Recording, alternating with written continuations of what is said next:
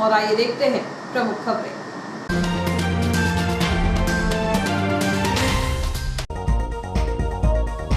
दोबारा बोली में संपत्ति के 31 करोड़ रुपए नहीं मिले तो राजकोष का होगा नुकसान, कहा हाईकोर्ट ने।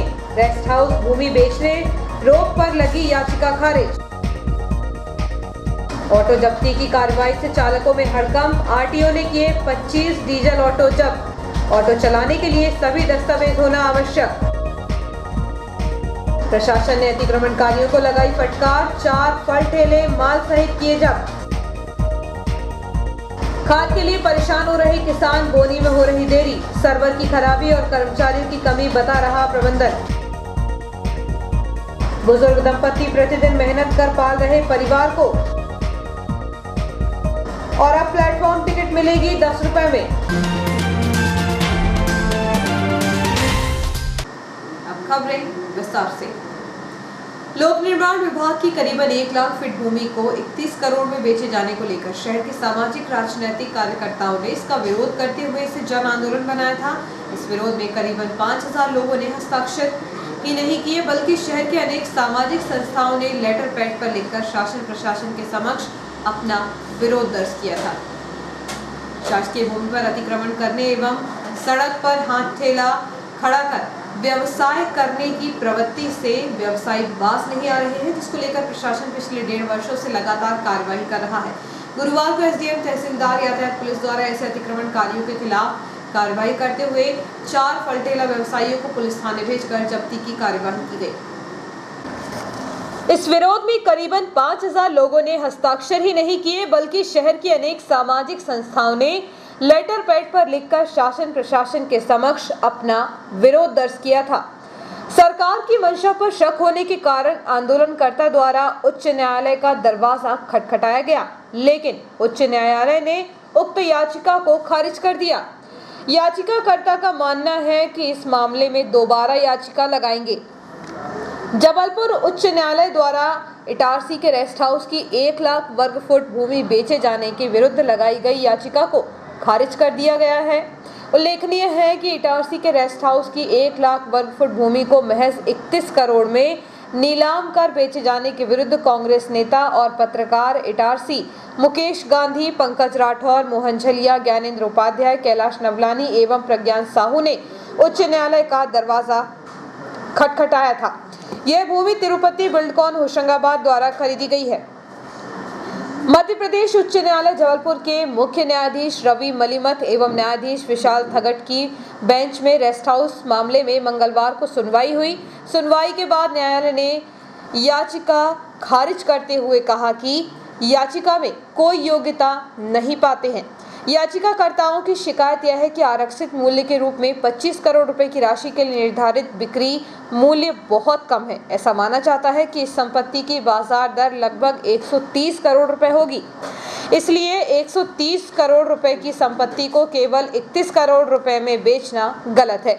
न्यायालय ने याचिकाकर्ताओं के इस अनुरोध को भी नहीं माना कि जमीन की नीलामी एक बार पुनः की जाए। न्यायालय ने कहा कि हम इसे उचित नहीं समझते हैं। यह आवश्यक नहीं है कि यदि संपत्ति को फिर से बोली के लिए रखा जाता है तो संपत्ति अधिक राशि प्राप्त करेगी। इस बात की पूरी संभावना है कि दूसरी बोली में संपत्ति को 31 करोड़ रुपए भी न मिले। अगर ऐसा होता है तो राजकोष को इतने पैसे का नुकसान होगा, इसलिए दूसरी नीलामी में जाने का जोखिम उठाना उचित नहीं होगा। याचिकाकर्ताओं का मानना है कि इस संपत्ति को 130 करोड़ रुपए मिलेंगे। केवल एक ही व्यक्ति ने इसके लिए बोली लगाई। निविदा जमा करने की अंतिम तिथि 27 जुलाई 2021 थी। आज तक कोई भी व्यक्ति संपत्ति के लिए बोली लगाने के लिए आगे नहीं आया है। याचिकाकर्ताओं के अधिवक्ता से यह पूछे जाने पर कि क्या कोई बोलीदाता है जो इस संपत्ति को खरीदने का इच्छुक है, उनका कहना है कि उस समय कोई बोली लगाने वाला नहीं है। इसलिए हमारा विचार है कि याचिकाकर्ताओं द्वारा उद्धृत किए गए आंकड़े की संपत्ति की वास्तविक लागत के रूप में स्वीकार करना उचित नहीं होगा और कोई अन्य बोलीदाता नहीं है जो आज की तारीख में भी बेहतर राशि की पेशकश कर रहे हैं। हमें कार्यवाही को रोकने का कोई आधार नहीं मिलता है, इसलिए याचिका खारिज की जाती है। बताया जा रहा है कि याचिकाकर्ता आगामी रणनीति पर चर्चा कर रहे हैं। बताया जा रहा है कि 1977 में तत्कालीन नगरपालिका अध्यक्ष छल बिहारी पांडे द्वारा लोक निर्माण विभाग से उक्त भूमि को नगरपालिका के नाम स्थानांतरण की मांग की गई थी। इसके बाद तत्कालीन नगरपालिका अध्यक्ष अनिल अवस्थी, नीलम गांधी, प्रकाश सोनी के कार्यकाल के दौरान जमीन को नगरपालिका को देने की मांग रखी गई, लेकिन विभाग स्थानांतरण की जगह उक्त भूमि को एक कंपनी को मात्र 31 करोड़ रुपए में बेच दी गई। याचिकाकर्ता का कहना है कि उक्त भूमि शासकीय दर पर बेची जाती है तो उसकी कीमत करीबन 130 करोड़ के आसपास पहुंचती है, जबकि रेस्ट हाउस से लगी जमीन एवं मकान की शासकीय दर पर रजिस्ट्री हो रही है। आखिर क्या कारण है कि सरकार ही अपने बने कानून की अनदेखी कर औने पौने दाम में अरबों की जमीन 31 करोड़ रुपए मात्र में बेचती। इधर इस संबंध में अनुविभागीय अधिकारी राजस्व मदन सिंह रघुवंशी का कहना है कि माननीय उच्च न्यायालय ने लोक निर्माण विभाग की भूमि नीलामी को लेकर लगाई याचिका को खारिज कर दिया है। सर, रेस्ट हाउस की जमीन भूमि मामले में हाई कोर्ट का कोई फैसला आया है? क्या मामला? हाँ, माननीय उच्च न्यायालय में एक पिटीशन लगाई हुई थी, वो पिटीशन उनकी खारिज हो गई है और जो नीलामी हुई थी उसको फैसला।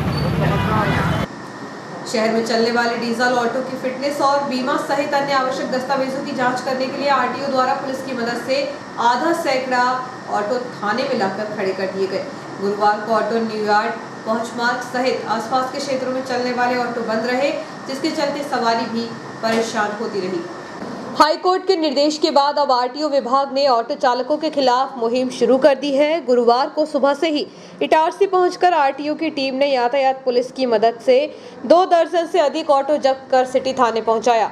आरटीओ की कार्यवाही से ऑटो चालकों के बीच हड़कंप मच गया। ऑटो छुड़वाने के लिए बड़ी संख्या में ऑटो चालक सिटी थाने पहुंचे, लेकिन उन्हें निराश होकर वापस लौटना पड़ा। उल्लेखनीय है कि शहर में 500 से अधिक ऑटो चलते हैं। इनमें कई ऑटो ऐसे हैं जिनके लंबे समय से ना तो परमिट है और ना ही फिटनेस और बीमा, फिर भी वह शहर की सड़कों पर दौड़ रहे हैं। आरटीओ टीम के अनुसार हाईकोर्ट के निर्देश पर ऑटो के दस्तावेजों की जांच की जा रही है। जिस ऑटो के सभी दस्तावेज दुरुस्त हैं तो उन्हें ऑटो वापस लौटा दिया जाएगा।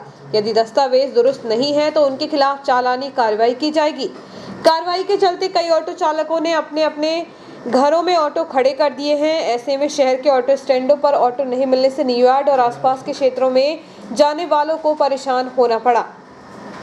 आरटीओ विभाग की कार्यवाही से ऑटो चालकों में आक्रोश देखा जा रहा है। विभाग की इस कार्यवाही को लेकर गुरुवार शाम के समय ऑटो चालक संघ द्वारा जीआरपी थाने के सामने बैठक आयोजित की गई। इस दौरान निर्णय लिया गया कि ऑटो चालक रविवार तक ऑटो बंद रखेंगे। इस संबंध में जब ऑटो चालक संघ के सचिव लिखीराम पटेल से बातचीत की गई तो उन्होंने कहा कि कई गरीब ऑटो चालक हैं जो किसी तरह ऑटो चलाकर अपना और अपने परिवार का भरण पोषण करते हैं। आरटीओ की कार्यवाही के चलते उन्हें आर्थिक संकट के दौर से गुजरना पड़ रहा है। पहले भी कोरोना के कारण ऑटो बंद थे। अब जब हालात सामान्य हुए तो प्रशासन की कार्यवाही का उन्हें सामना करना पड़ रहा है। इस संबंध में जब आरटीओ मनोज तेहनगुरिया से बातचीत की गई तो उन्होंने कहा कि हाईकोर्ट के निर्देश पर ऑटो की जांच की जा रही है। ऑटो चालकों के पास फिटनेस, पीयूसी, परमिट, बीमा और ड्राइविंग लाइसेंस के साथ अन्य आवश्यक दस्तावेज दुरुस्त होना आवश्यक है। गुरुवार को 25 ऑटो पकड़े गए जिनकी जांच की जा रही है। ऐसे ऑटो जिनके दस्तावेज दुरुस्त नहीं है उनके खिलाफ चालानी कार्रवाई की जाएगी। शासन द्वारा भले ही यह कहा जा रहा है कि खाद की कमी नहीं है, लेकिन शहर में खाद की कितनी किल्लत है इसका अंदाजा सहकारी भंडार केंद्र में पहुंचने के बाद ही लगाया जा सकता है। किसान एक एक पखवाड़े से प्रतिदिन लाइन में लगकर खाद पाने का इंतजार करते हुए देखे जाते हैं। लंबे इंतजार और चक्कर काटने के बाद किसानों को बमुश्किल खाद मिल रहा है। कभी पीओएस मशीन का सर्वर डाउन हो जाता है तो कभी टोकन मिलने के बावजूद खाद का रैक न आने से समस्या बढ़ रही है। कई किसानों का आरोप है कि केंद्रों पर भी अनियमितताएं हो रही हैं। शाम के बाद सेटिंग के तहत चुनिंदा लोगों को खाद यूरिया मिल रही है। खेड़ा में मध्य प्रदेश राज्य विपणन संघ के भंडारण केंद्र और मंडी में खाद बांटी जा रही है। यहां सुबह से लेकर देर शाम तक किसान टोकन लेकर अपनी बारी का इंतजार करते हैं। करीब 1000 किसानों को टोकन दिए गए हैं, लेकिन पूरी प्रक्रिया के बाद किसानों को समय पर खाद नहीं मिल रही है। किसानों ने बताया कि खेतों की बखरनी के बाद बोनी करना था। एक बार पलेवा किया, लेकिन यूरिया समय पर नहीं मिलने से खेत सूख गए हैं। अब दोबारा पलेवा करना पड़ेगा। कई किसान ऐसे हैं जो पिछले 1 सप्ताह से केंद्र के चक्कर काट रहे हैं। तो लेकर सर खाद तो आ गया मगर खाद मिल नहीं पा रहा। बांटने वाले कर्मचारी कम लोग हैं और 3 दिन से तो लाइन में लगे हम। अच्छा, 3 दिन से रोज आ रहे हो? 3 दिन से रोज आ रहे हैं। अच्छा, तो क्या कहते हैं ये लोग? कल लाइन में लगे थे तो बोले परसों आना। अच्छा, और टोकन कब ले लिए थे आपने? टोकन कर लिया। समस्या आ रही है सर, बहुत ज़्यादा समस्या आ रही है। मैंने 8/11 का कूपन लिया, बीच में तो 2 दिन में तो नंबर ही नहीं आया। सर अब 3 दिन से फिर घूम रहा हूँ तो आज आने वाला है, अभी आया नहीं। किस प्रकार की केंद्र पे व्यवस्था है, क्या समस्या आ रही है? सर व्यवस्था है कि किसान बहुत है, खाद कम थी, कर्मचारी कम थे। 1 घंटे में तो वो 1 घंटे का बिल बना पा रहा है, मिला क्यों नहीं? 15 दिन हो गए, मिला ही नहीं। तो बोनी पिछड़ रही है कि क्या? वहीं पे सर डबल से पलेवा करना पड़ा, मछली आ गई थी। 16 तारीख से परेशान है सर, खाद मिल नहीं रहा है। लाइन में लगे हैं सब, कल सर्वर डाउन हो जाता है। टोकन मिल गए आपको, उसके बाद किस प्रकार से समस्या आ रही है? आज की बोला है, मिल जाए तो ठीक है। तो 16 तारीख से रोज आ रहे हो? हाँ, रोज आ रहा है, 2 ही हफ्ते से आ रहा है साहब। वो तो क्या करो आप। अच्छा, तो टोकन ले लिया आपने? हाँ, टोकन ले लिया। क्या किस प्रकार की व्यवस्था है यहाँ पे, क्या कुछ गड़बड़ी हो रही है? गड़बड़ी कुछ नहीं है, सर्वर में मिलते कभी DAP खत्म हो जाती है। प्रबंधक का कहना है कि 3 दिनों में करीब 1700 टन डीएपी एवं यूरिया का रैक आया है। प्रति एकड़ 2 बोरी यूरिया एवं 1 बोरी डीएपी दे रहे हैं। किसानों का आरोप है कि सहकारी समितियों को जिला विपणन संघ से रैक नहीं दिया जा रहा है। पूर्व में यहां से खाद यूरिया बांटा गया था, लेकिन अब स्टॉक नहीं मिलने से खाताधारक किसान यहां आ रहे हैं। इस संबंध में प्रबंधक विजय सिंह चौहान ने बताया कि खाद यूरिया का रैक आ गया है। 2 दिनों में 1000 टोकन दिए थे। POS मशीन काम नहीं कर रही थी। नियमित रूप से खाद यूरिया बांटी जा रही है। दस्तावेज जांचने में समय लगता है। स्टॉक तो काफ़ी है, किसानों की पूर्ति आराम से हो जाएगी। जिन किसानों को DAP की आवश्यकता थी, लगभग 1700 टन DAP आ चुका है और आज और आने वाला है। मतलब भाई बोनी के लिए किसान को भरपूर DAP उपलब्ध है, यूरिया भी उपलब्ध है। बाकी ऐसी समस्या क्या है कि कभी सर्वर प्रॉब्लम हो जाती है, POS मशीन चलती नहीं है, किसानों की मेहनत ज़्यादा हो जाती है। किस बेच पे कितनी खाद दी जा रही है? एकड़ पे 2 बोरी यूरिया और 1 DAP। प्रतिदिन कितने किसान आ रहे होंगे जो खाद यूरिया का आवंटन लेने आ रहे हैं? प्रतिदिन अभी तो हमने टोकन बांट दिए हैं, तो उस हिसाब से किसान लगभग 100 हो जाते हैं हमारे दिन भर। टोकन हमने करीबन 1000 एक बांटते हैं रोज के टोकन 8 रखे हैं 1000। अच्छा, 100-110 किसान को हम पूरा कर रहे हैं।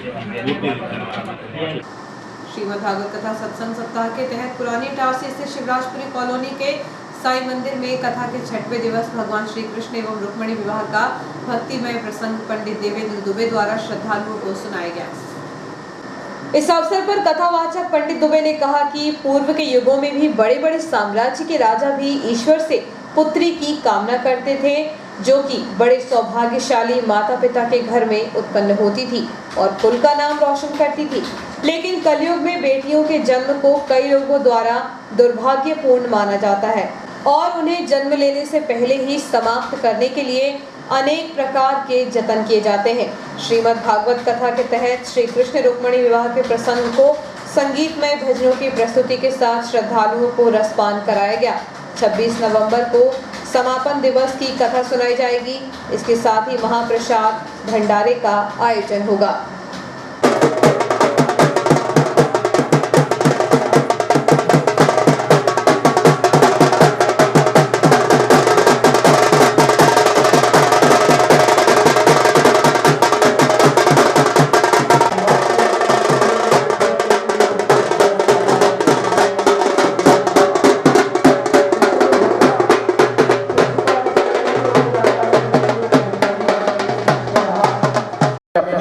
अपनी बेटी का विवाह, अपनी बहन का विवाह अपने मित्र से करूंगा।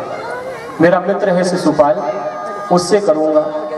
लेकिन वो रुक्मिणी के मन में तो कुछ और ही चाहती थी। वो तो भगवान श्री कृष्ण को मानसिक रूप से मन से अपना पति मान चुकी थी।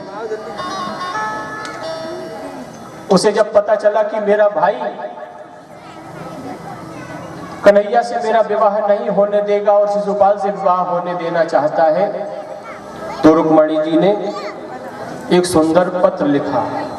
वो पत्र में अपने मन के भावों को लिखा है। श्रुत्वा गुणान भुवन सुंदर शृण्वतां ते निर्विश्य कर्ण विवरै हरतो गतापम।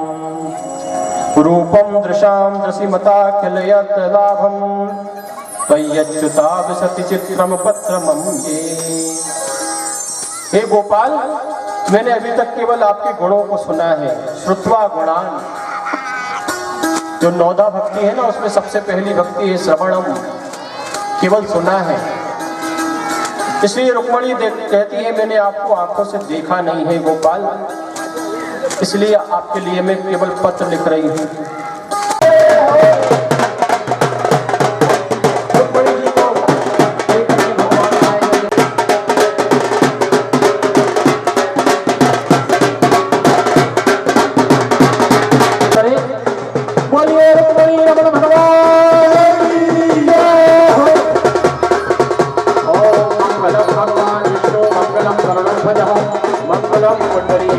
मंगलाय मनोहरि सर्वमंगलमांगल्ये शिवे सर्वार्थसाधिके शरण्ये गौरी नारायणी नमोस्तुते।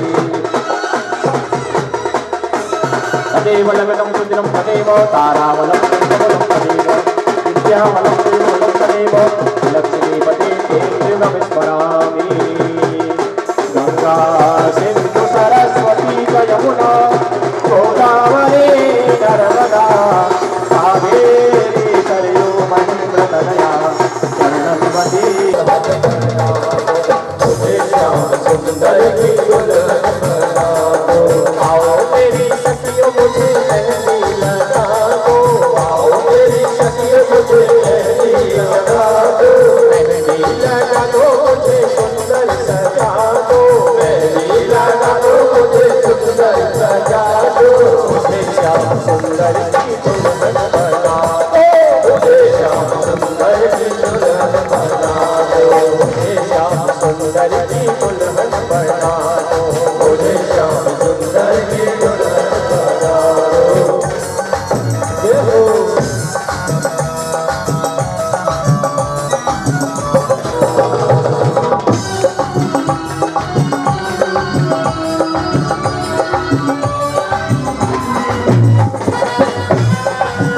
प्रदेश के साथ ही अन्य प्रांतों में अपनी पहचान बना चुका श्री राम विवाह महोत्सव एवं निःशुल्क सामूहिक विवाह इस बार 37वें वर्ष में आगामी 8 दिसंबर को आयोजित किया जा रहा है।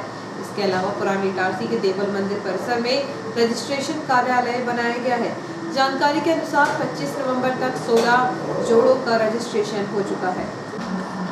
श्री राम विवाह के अंतर्गत 3 दिसंबर को रात्रि 8 बजे से रामलीला का मंचन किया जाएगा। 4 दिसंबर को रात्रि 9 बजे से सुंदरकांड का पाठ, 5 दिसंबर 8 बजे से अखंड सीताराम कीर्तन, 6 दिसंबर को प्रातः 9 बजे महिला मंडल द्वारा रामसत्ता, 7 दिसंबर को प्रातः 10 बजे से मंडप एवं सत्यनारायण कथा होगी।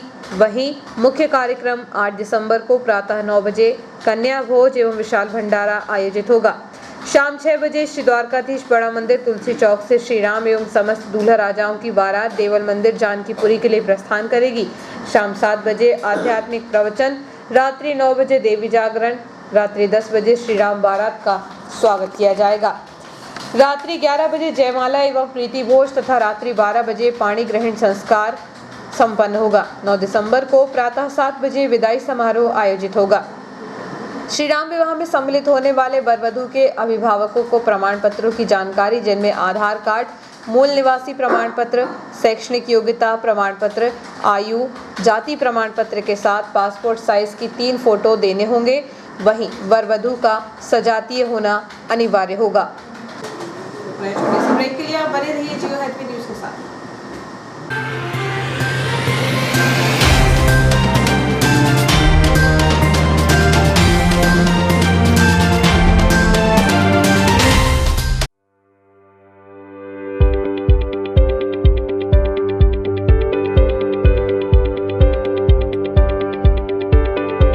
अब आपके शहर इटारसी में उपलब्ध है high speed rail wire broadband net connection.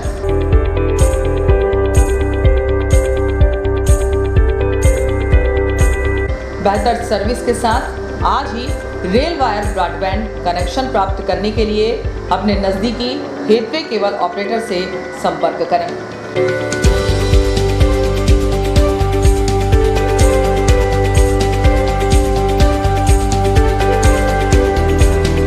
अधिक जानकारी के लिए कार्यालय रेल वायर मेहानी भवन, बालाजी मंदिर के पास इटारसी में संपर्क किया जा सकता है।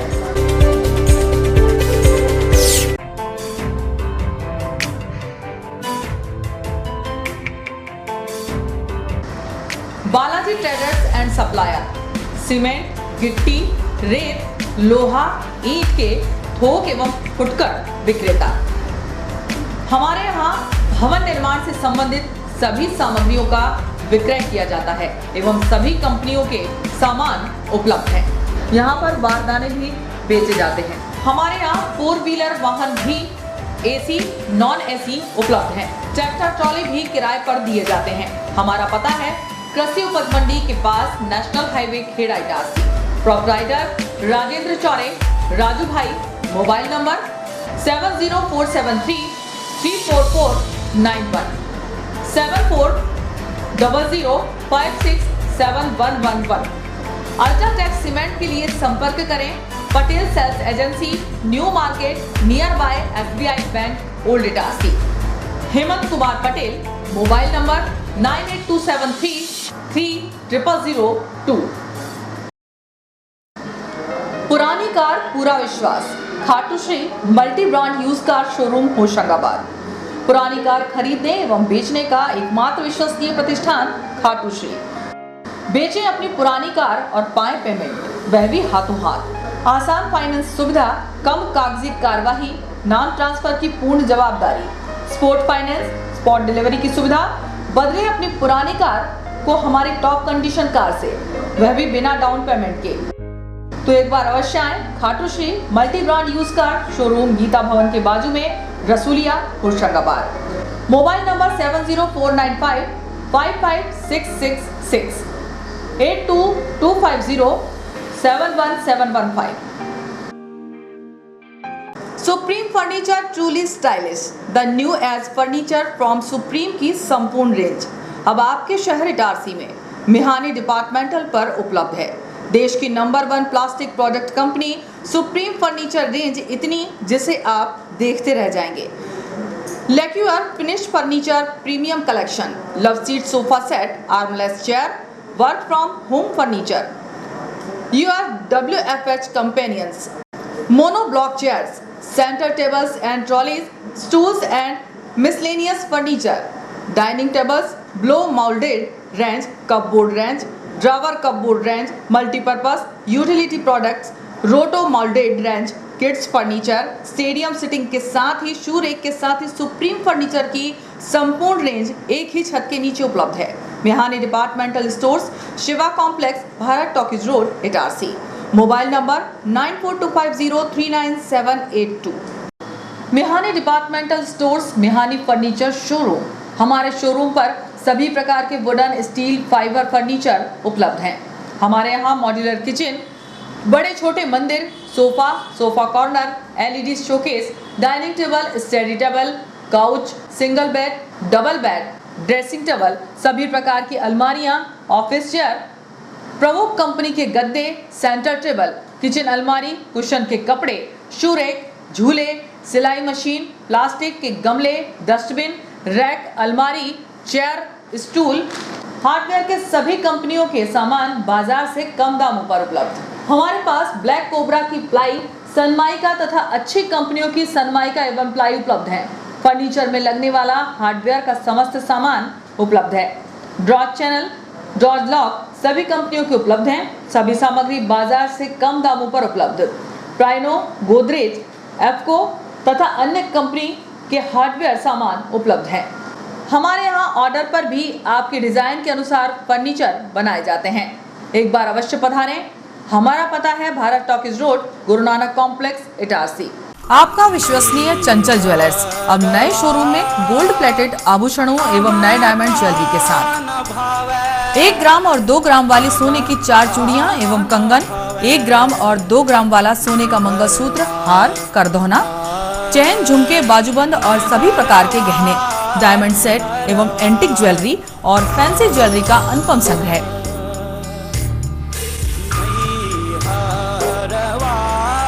दुल्हन सेट किराए पर उपलब्ध है। 1 ग्राम और 2 ग्राम की हर खरीदी पर निश्चित उपहार पाएं। 1 ग्राम ज्वेलरी मात्र 2,000 रुपए में, 2 ग्राम ज्वेलरी मात्र 4,000 रुपए में, 3 ग्राम ज्वेलरी मात्र 6,000 रुपए में, 4 ग्राम ज्वेलरी 8,000 रुपए में, 5 ग्राम ज्वेलरी मात्र 10,000 रुपए में। हमारा नवीन पता है चंचल jewellers, Guru Nanak complex, Bharat talkies road, Itarsi. Mobile 09893054377। अब साधारण पानी और आम वाटर फिल्टर से अपने स्वास्थ्य को खतरे में न डालें। फ्रेस्को इंट्रोड्यूस करते हैं लेटेस्ट टेक्नोलॉजी पर आधारित क्लीन, क्लियर और pure water solution RO, reverse osmosis water treatment system, साधारण और यूवी वाटर प्यूरिफायर केवल पानी को पार्टली ही क्लीन कर पाते हैं, जबकि आरओ रिवर्स ऑस्मोसिस एक जटिल बायोलॉजी प्रक्रिया है जो देती है clean and safe drinking water, जो हैवी सॉल्ट और हानिकारक मिनरल्स को दूर कर पानी का स्वाद बढ़ाते हैं। हाई ब्लड प्रेशर, किडनी में स्टोन, डाइजेशन और गैस्ट्रिक प्रॉब्लम को दूर रखती है। बोरवेल के पानी और साधारण जल प्रदाय के पानी को प्रोसेस कर प्योर क्वालिटी ड्रिंकिंग वाटर बनाती है। इनमें किसी तरह का कोई केमिकल उपयोग नहीं होता। तो अब जल ही जीवन नहीं बल्कि प्योर क्लीन वाटर है तो जीवन है। अधिक जानकारी के लिए संपर्क करें Rajat Mishra, centre point sales, authorised service centre, 9 convent school road, near HP gas agency, Itarsi. 07572404747। ज्यादा बचपन से ही हमें ज्यादा कैसे मिले, इसे जांचने और परखने की समझ होती है, और इसी जांच और परख से हमें मिलता है फायदा। ज्यादा स्टोरेज का फायदा, ज्यादा कन्वीनियंस का फायदा, ज्यादा कंफर्ट का फायदा, ज्यादा स्पेस का फायदा, ज्यादा माइलेज का फायदा। अब तक 10 लाख से भी ज्यादा परिवारों ने ये सारे फायदे पाए हैं। तो आइए आप ही जांचिए, परखिए और फायदा पाइए। TVS जुपिटर, ज्यादा का फायदा। तो आज ही विजिट करें ताज TVS शोरूम, नागपुर रोड, पुरानी इटारसी। फोन नंबर 266282 और मोबाइल नंबर 8269139213 और दूसरा मोबाइल नंबर 9425039583।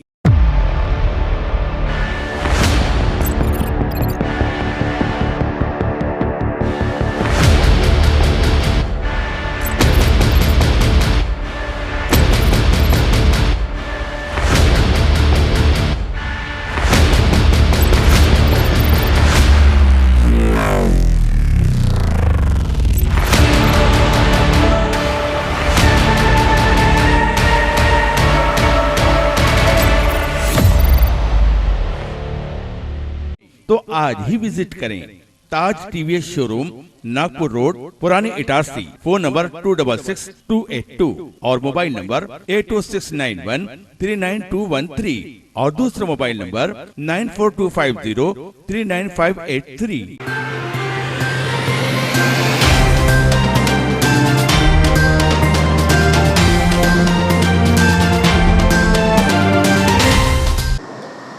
ब्रेक के बाद समाचारों में एक बार फिर आपका स्वागत है। नगर की यातायात व्यवस्था दुरुस्त रहे, शहर साफ सुथरा एवं सुंदर दिखाई दे, इसके लिए SDM मदन सिंह रघुवंशी द्वारा यातायात पुलिस, नगरपालिका अमला के साथ बाजार क्षेत्र में लगातार कार्यवाही कर रही है। देखा जाता है कि श्री रघुवंशी शासकीय कार्यों के चलते 2-4 दिन बाजार का भ्रमण नहीं कर पाते हैं तो पुनः अव्यवस्था सड़क पर दिखाई देने लगती है। गुरुवार को श्री रघुवंशी के साथ तहसीलदार राजीव कहार, दीप्ति चौधरी सहित यातायात पुलिस, नगरपालिका अमले ने कुछ व्यवसायियों को शासकीय भूमि से अतिक्रमण हटाने के साथ जमकर फटकार लगाई। इसके साथ ही मुख्य सड़कों पर खड़े होकर फल बेचने वालों को पुलिस थाने भिजवाकर कार्रवाई करने को कहा गया।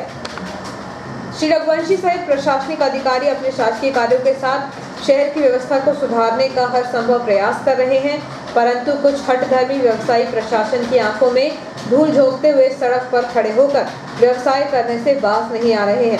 इस संबंध में SDM मदन सिंह रघुवंशी से चर्चा की गई तो उनका कहना था कि दीपावली त्योहारी बाजार के बाद शासकीय कार्यों का संचालन के कारण बाजार देख नहीं पाए थे। अब पुनः अतिक्रमणकारियों के खिलाफ कार्रवाई की जाएगी।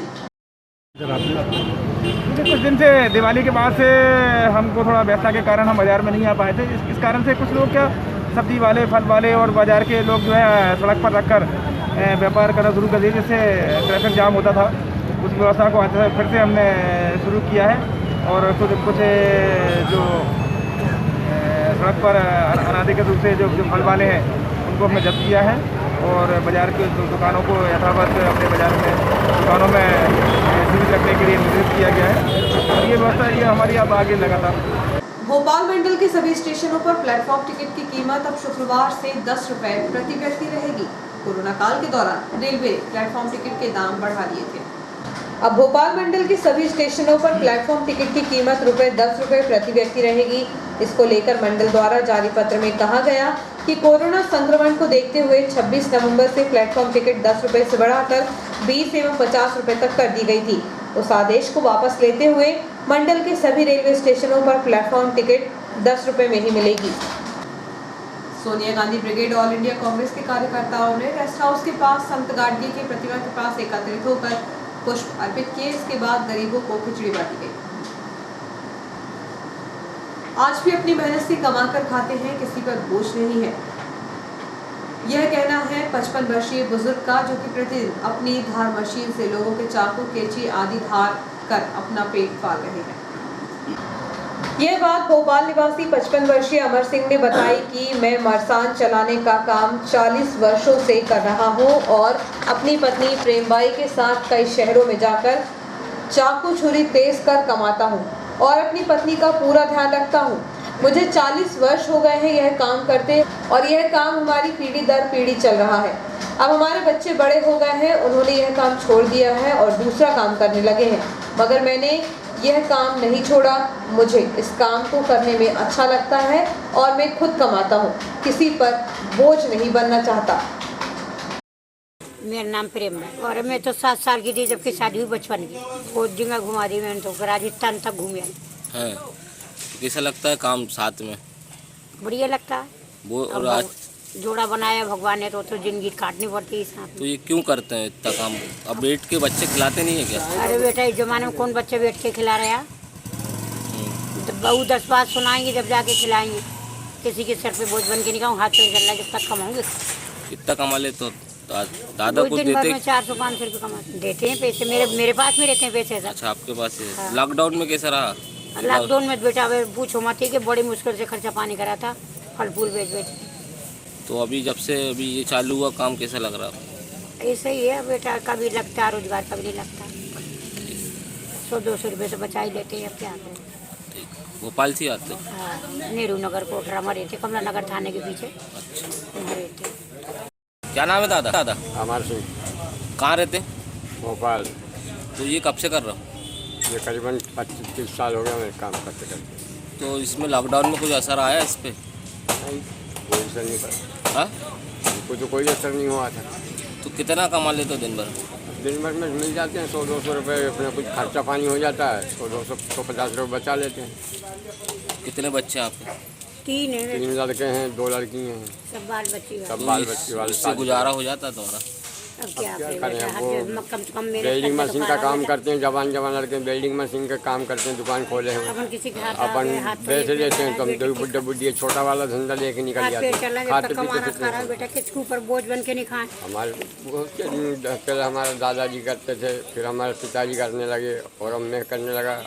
अब लड़के हैं तो लड़के तो अब नए नए हैं तो वेल्डिंग मशीन का काम सीख गए। तो ये काम नहीं करते? खाना वो काम नहीं करते लड़के। तो कहाँ जाके काम करते हैं? काम करने अपने बैतूल है, हरदा है, इधर जाते हैं तो काली माई है, परासिया है, छिंदवाड़ा है, जिला सिवनी।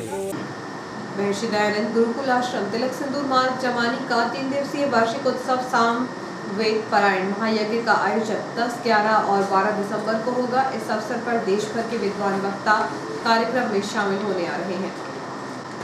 जीआरपी थाने का सीसीटीवी कंट्रोल रूम विगत 3 माह से बंद है। ऐसे में कैमरों के माध्यम से जंक्शन में संदिग्धों की निगरानी नहीं होने से आपराधिक गतिविधियां बढ़ने की संभावना बढ़ गई है।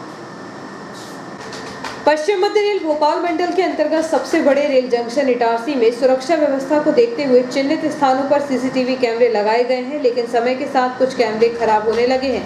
तो वहीं जीआरपी थाने में बनाया गया सीसीटीवी कंट्रोल रूम विगत 3 माह से बंद है। बताया जा रहा है कि कंट्रोल रूम की दोनों एलईडी खराब होने के कारण बंद है। उल्लेखनीय है कि बड़े रेलवे जंक्शन में संदिग्धों के साथ ही असामाजिक गतिविधियों पर नजर रखने के लिए आरपीएफ के साथ ही जीआरपी थाने में भी सीसीटीवी कंट्रोल रूम बनाया गया था, जिसके माध्यम से जीआरपी के जवान हर समय कैमरों के फुटेज के जरिए संदिग्धों पर एवं जंक्शन में होने वाली गतिविधियों पर नजर रख रहे हैं। सीसीटीवी कैमरों के जरिए कई आपराधिक मामलों का भी खुलासा पूर्व में हो चुका है, लेकिन 3 माह से बंद सीसीटीवी कंट्रोल रूम की तरफ न तो रेल प्रशासन का ध्यान है और न ही जीआरपी का। ऐसे में जंक्शन एवं यात्रियों की सुरक्षा को लेकर बड़ी चूक होने से भी इनकार नहीं किया जा सकता। कोविड-19 टीकाकरण के तहत 26 नवंबर को 200 लोगों को वैक्सीन लगाने का लक्ष्य रखा गया है। स्थानीय फ्रेंड्स कन्या स्कूल में कोविशील्ड एवं कोवैक्सीन लगाई जाएगी। Sonia Gandhi brigade all India Congress के जिला महामंत्री पद पर शौकत खान को नियुक्त किया गया है। उनकी नियुक्ति पर पार्टी के कार्यकर्ताओं ने बधाई दी। और आइए देखते हैं प्रमुख खबरें एक बार फिर।